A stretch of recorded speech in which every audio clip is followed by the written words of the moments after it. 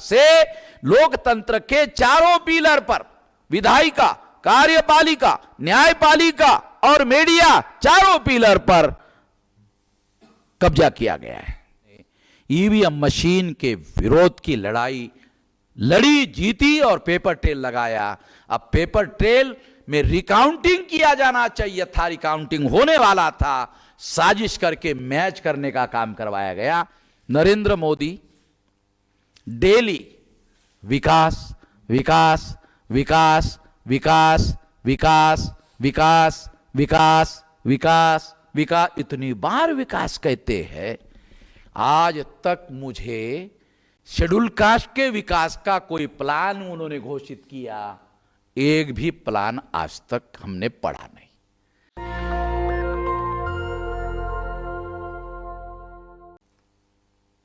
ये राष्ट्रीय परिवर्तन मोर्चा जब लखनऊ में बनाया गया तो उस समय 18 पार्टी के लोगों ने मिलकर यह बनाया था।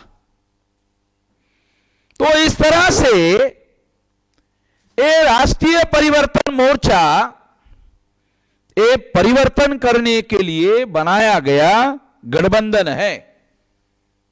इसलिए ये राष्ट्रीय परिवर्तन मोर्चा राजनीतिक क्षेत्र में एससी, एसटी, ओबीसी और माइनॉरिटी का प्रतिनिधित्व करेगा। आरएसएस के लोगों ने पहले जनसंघ बनाया और बाद में भारतीय जनता पार्टी पंडित अटल बिहारी वाजपेयी ने बनाया। कम्युनिस्ट पार्टी श्रीपाद अमृत डांगे ने बनाया और इसी से निकले हुई दूसरी communist party EMS Namboodiripad, Kerala के नंबूद्री ब्राह्मण ने बनाया। और पांचवी तृणमूल कांग्रेस, ये पांचवी पार्टी है। ये पांच नेशनल लेवल की पार्टियां हैं जिनके 400 साढ़े 400 से ज्यादा सांसद हैं चुनकर जाने वाले। इतना कब्जा भारत के संसद पर इनके पार्टी के लोगों का किया गया है, योजना बनाकर यह सब किया गया है।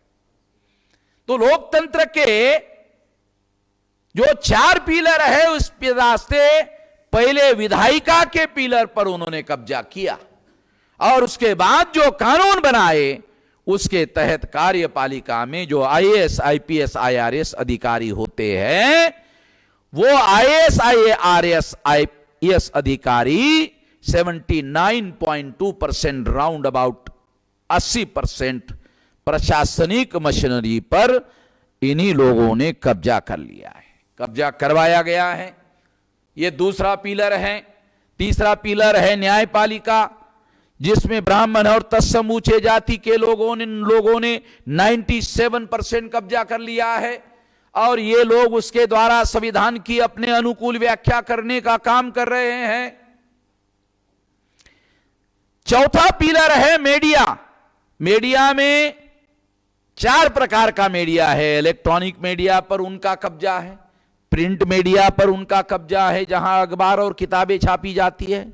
ट्रेडिशनल मीडिया में मोरारी बापू, आसाराम बापू, डोंगरे महाराज, ओझा महाराज, पाजा महाराज, राजा महाराज, सारे महाराज उनके हैं और उन्हीं के बोली में बोली बोलते रहते हैं। और चौथा मीडिया है होकल मीडिया। तो होकल मीडिया भाषा पर इन लोगों ने अपना नियंत्रण कर लिया है। हमारे लोग तो देशी भाषा बोलते हैं और ये लोग जो है संस्कृताइज हिंदी बोलने में महारत हासिल करके इस तरह की हिंदी बोल करके उस पर उन्होंने कब्जा किया हुआ है। इस तरह से लोकतंत्र के चारों पिलर पर, विधायिका, कार्यपालिका, न्यायपालिका और मीडिया, चारों पिलर पर कब्जा किया गया है। और इस तरह से चारों पिलर पर जब कब्जा किया गया तो देश में जो रिप्रेजेंटेटिव डेमोक्रेसी आनी चाहिए थी, संविधान भारत में लागू करने के पीछे बाबा साहब आंबेडकर का जो मकसद था कि डेमोक्रेसी तभी वजूद में आ सकती है जब रिप्रेजेंटेटिव डेमोक्रेसी हो, प्रातिनिधिक लोकतंत्र हो। इस तरह से प्रातिनिधिक लोकतंत्र को खत्म कर दिया गया और लोकतांत्रिक व्यवस्था पर ब्राह्मणों के द्वारा कब्जा किया गया। तो इसलिए साथियों, ये बात वोट देने के पहले समझना होगा। एक और बात कहना चाहता हूं, नरेंद्र मोदी डेली विकास विकास विकास विकास विकास विकास विकास विकास विकास इतनी बार विकास कहते हैं, आज तक मुझे शेड्यूल कास्ट के विकास का कोई प्लान उन्होंने घोषित किया, एक भी प्लान आज तक हमने पढ़ा नहीं। आदिवासियों के विकास का कोई प्लान घोषित किया, ऐसा भी कोई प्लान हमने आज तक पढ़ा नहीं। ओबीसी के विकास का प्लानिंग तो दूर, अरे प्लानिंग के लिए उनके आंकड़े इकट्ठा करने के लिए नरेंद्र मोदी तैयार नहीं है।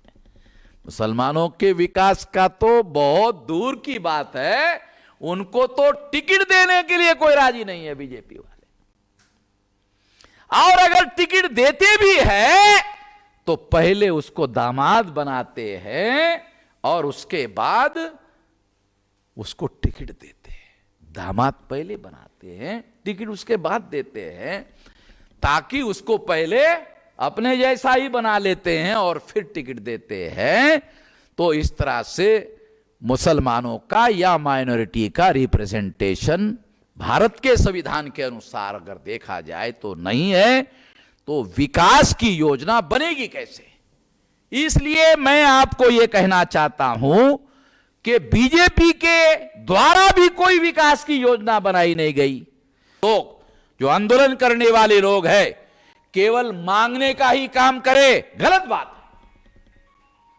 केवल मांगने का काम नहीं करेंगे तो हमारे लोग सत्ता के क्षेत्र में प्रवेश करने का भी काम करेंगे, केवल मांगने का काम नहीं करेंगे। इस बात को ध्यान में रखते हुए हमारा जो आंदोलन चल रहा है वो राजनीतिक हस्तक्षेप करने का काम चल रहा है। इसलिए मैं किसी राजनीतिक दल का सदस्य नहीं हूं, हम राजनीतिक हस्तक्षेप कर रहे हैं और ये संविधान के दायरे के अधीन कर रहे हैं। तो एक तो राजनीतिक हस्तक्षेप है, दूसरा हमारे पास भारत बंद का कार्यक्रम है, जेल भरो आंदोलन का कार्यक्रम है, और तीसरा हमारे पास मौलिक रूप से संविधान लागू करने के लिए सुप्रीम कोर्ट में जाकर लड़ाई लड़ने का कार्यक्रम है, जिसके तहत हमने ईवीएम मशीन के विरोध की लड़ाई लड़ी, जीती और पेपर ट्रेल लगाया। अब पेपर ट्रेल में रिकाउंटिंग किया जाना चाहिए था, रिकाउंटिंग होने वाला था, साजिश करके मैच करने का काम करवाया गया। मैच करने से, वोटों का मैचिंग करने से फ्री फेयर एंड ट्रांसपेरेंट होने वाला नहीं है। ये लड़ाई सुप्रीम कोर्ट ओपन होने की हम राह देख रहे हैं और ये लड़ाई सुप्रीम कोर्ट में लेकर जाएंगे और ये लड़ाई लड़ेंगे। तो हमारे पास केवल मात्र चुनाव नहीं है अकेले, जिनके पास चुनाव है वो चुनाव खत्म होते ही बेरोजगार हो जाते हैं। हमारे पास बेरोजगार होने का कोई काम नहीं है, वो लोग बेरोजगार हो जाते हैं, उनके पास धंधा बंद हो जाता है। हमारे पास उसके बाद भी लड़ाई जारी रखने का कार्यक्रम है, इसलिए हमें चिंता करने की कोई जरूरत नहीं है। हम अपने समाज की निरंतर लड़ाई लड़ते रहेंगे। आप ये ध्यान रखें कि जो लोग आप लोगों की लड़ाई लड़ रहे हैं उनकी हाथ मजबूत करने का काम आपको करना चाहिए। अगर आप हमारे हाथ जितने ज्यादा मजबूत करेंगे उतनी आपकी आवाज मजबूत होगी। नेशनल दस्तक की आपसे गुजारिश है कि अगर इसको बचाना चाहते हैं तो नेशनल दस्तक को सब्सक्राइब करने के लिए रेड कलर के सब्सक्राइब बटन को दबाएं, फिर बेल आइकन की घंटी दबाएं। नेशनल दस्तक को बचाने के लिए बहुत जरूरी है कि हर खबर को शेयर करें, लाइक करें, कमेंट जरूर करें।